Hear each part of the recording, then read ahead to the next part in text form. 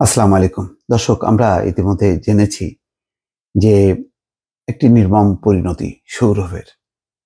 বিশ্ববিদ্যালয়ের শিক্ষার্থী, বয়সও কম, 23-24 বছর বয়স, নিজের চাচার হাতে নির্মমভাবে খুন হয়েছে, যার দেহ 4 টুকরা করা হয়েছে। এটা ভাবা যায় না। নিজের একেবারেই বলা যায় পরিবারের সদস্য ছিল সৌরভ, কিন্তু তার উপরে কি পরিমাণ ক্ষিপ্ত ছিল যে তার মেয়েকে বিয়ে করেছে, ভালোবাসার বিয়ে। এবং সেই ইভা সে ঢাকায় যেই বিয়ে করেছে। এখানে সৌরভের অপরাধ কেবল দেখলো চাচা, নিজের মেয়েরটা দেখলো না, এবং নিজের মেয়েকে কানাডায় পাঠিয়ে দিয়ে সৌরভের উপর যে প্রতিশোধটা নিল, এটা খুবই নির্মম। অথচ দেখেন, ইভা আগের স্বামীকে ডিভোর্স দেয়নি, ডিভোর্স না দিয়েই চাচাতো ভাইকে সে বিয়ে করলো। এটা অপরাধ হলো না? অপরাধ হলো সৌরভ কেন বিয়ে করলো। সৌরভের বয়স কত? তার বয়সও কম, মেয়েটার বয়সও কম।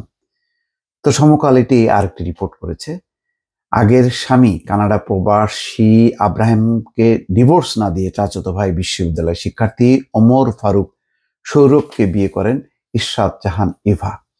কয়েকদিন আগে রাজধানী ঢাকায় গোপনে তাদের বিয়ের বিষয়টি ময়মনসিংহ শহরের বাসিন্দা আব্রাহামের বাবাকে জানাতে যান সৌরভ।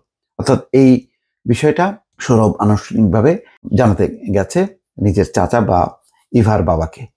বিষয়টি জানতে পেরে বাসায় ডেকে সৌরভকে হত্যা করেন চাচা ইলিয়াস আলী ও তার পরিবার। মঙ্গলবার এই তথ্য জানান ময়মনসিংহ জেলা super Masum Ahmed Bhuiyan. Police super বলছেন, চাচা ইলিয়াস আলীর মেয়ে ইভার সঙ্গে প্রেম ছিল বিশ্ববিদ্যালয়ের শিক্ষার্থী সৌরভের, কিন্তু ইভা 3 বছর আগেই বিয়ে করেন কানাডা প্রবাসী আব্রাহাম নামের এক ব্যক্তিকে। আব্রাহামের সঙ্গে বিয়ের বিষয়টিও মেনে নিতে পারেননি ইভার বাবা ইলিয়াস। তবে সেই স্বামীকে ডিভোর্স না দিয়ে চাচাতো ভাই সৌরভকে আবারও বিয়ে করেন ইভা। কিছুদিন আগে ঢাকায় গোপনে বিয়ে করেন ইভা ও সৌরভ। আর এই বিয়ের পরেই প্রচন্ড ক্ষিপ্ত হন ইভার পরিবার। পুলিশ সুপার বলেন, বিয়ের পর সৌরভের উদ্দেশ্য ছিল কানাডা প্রবাসী আব্রাহামের বাবাকে তাদের বিয়ের বিষয়টি জানানো। সেজন্য সৌরভ ময়মনসিংহ শহরে যান। তবে ময়মনসিংহে সৌরভের আসার বিষয়টি জানতে পারেন তার চাচা। তবে ময়মনসিংহ নগরের গুয়াহিলকান্দির ভাড়া বাসায় সৌরভকে ডেকে নিয়ে আসেন চাচাতো ভাই মৃদুল। সৌরভ বাসায় প্রবেশ করা মাত্রই পেছন থেকে চাকু দিয়ে মাথায় আঘাত করেন চাচা ইলিয়াস এবং তার শ্যালক ফারুক। এতেই ঘটনাস্থলে মৃত্যু হয় সৌরভের। পরে মরদেহটি নিয়ে রাখা হয় গোসলখানায়, এবং তারপরে তো সেই মরদেহ 4 টুকরো ফেলে দেওয়া হয়েছিল, সেই মরদেহটি উদ্ধার করা হয়।